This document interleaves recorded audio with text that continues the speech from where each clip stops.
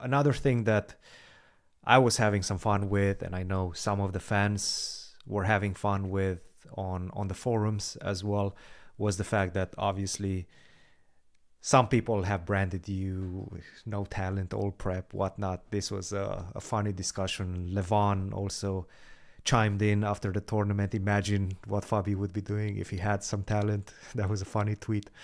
Um, is that some extra incentive for you to kind of tell everybody, hey, look, I'm not all prep, even though this is just a funny narrative that's been evolving around you. But is this something that you're thinking about at all? Like, not at all. I have no insecurities about my play. No, the thing is, I have in general thought about like, okay, why this became a thing. Not even like the kind of who has more talent because we've discussed that. I mean, Yes. Yes. that's on the record, right? We've discussed that, and I don't really know if I understand like the clear definition of what talent is, and everyone will have a different definition. So that's, but like the very often there's a narrative that bad at blitz, right? And Correct. and then the thing is like I think a lot of it was media driven. Mm-hmm. Mm-hmm. Well, chess media. Mm-hmm. Because people just 100%. say something.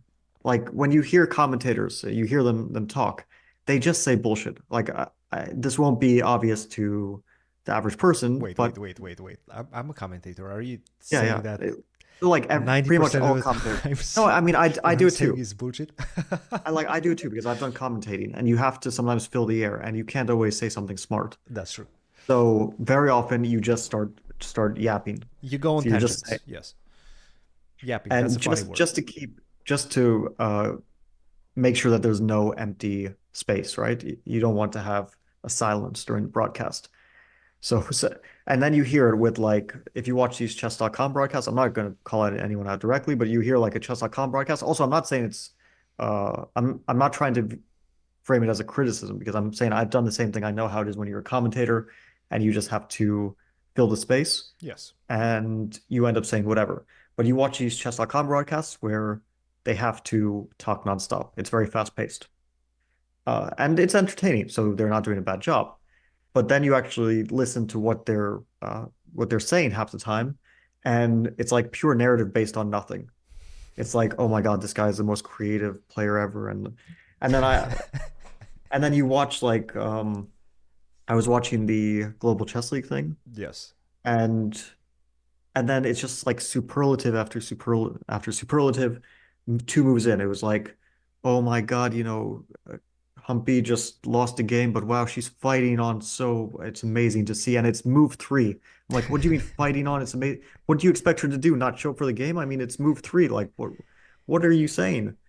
It's just like over exaggerated statement after statement. I'm like, okay, just chill out for a second. The game hasn't started. We don't have to go crazy just yet. Of course, chess can be exciting, and the commentators should hype things up. I'm not saying that that's not my strong suit, right? I'm not hyping things up too well. Some do it really well, like Tanya, for example, always keeps energy up. It's actually impressive if you've done it and you know how difficult it is to keep energy for hours at a time.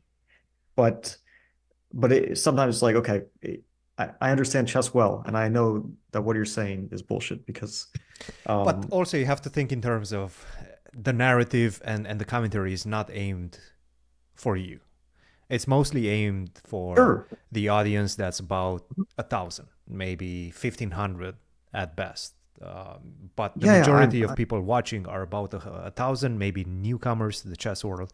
They need to see something that's exciting. They need to see something that's less didactic. Yeah, that it has more less the feeling of a lecture, and rather yeah, no, a like show. I understand it's a show. It's supposed to be entertaining, and sometimes reality is just not entertaining.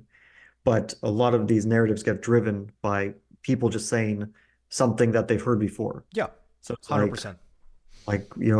common one is Rapport is the most creative player on the planet, which again, I'm not trying to just say it's dispel its the statement, right? He is a very creative player for sure, but then you end up with these things where, um, someone will say, "Oh, he struggles at blitz," And then this just turns into this like snowball, and then Hmm. suddenly, Hmm. I can't play against 2400s at Blitz. And that's basically where it like at some point reached. It was like, oh my God, he's so bad at Blitz, just can't play against anyone. Yeah, 2200. Which I mean, again, I don't care really what the internet thinks, but this is where the narrative comes from. And this is what Uh, sells the tickets. This is what puts butts in the seats, So people wanting to see 2400s beating Fabiano Caruana because they know Fabiano Caruana is supposedly bad at blitz. And then they're going to have something to talk about. If somebody actually 2400 manages to beat you, then they're going to be like, oh, I told you so.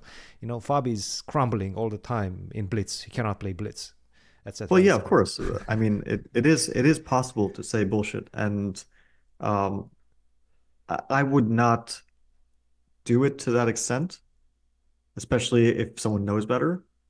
But yeah, it is an idea. I mean, um, but Well, yeah, these narratives do stick around. we are becoming kind of like a sport which is trying to break out of its image, right, of being this boring nerdy sport. We're trying to make it mainstream. We're trying to appeal to the masses, let's say.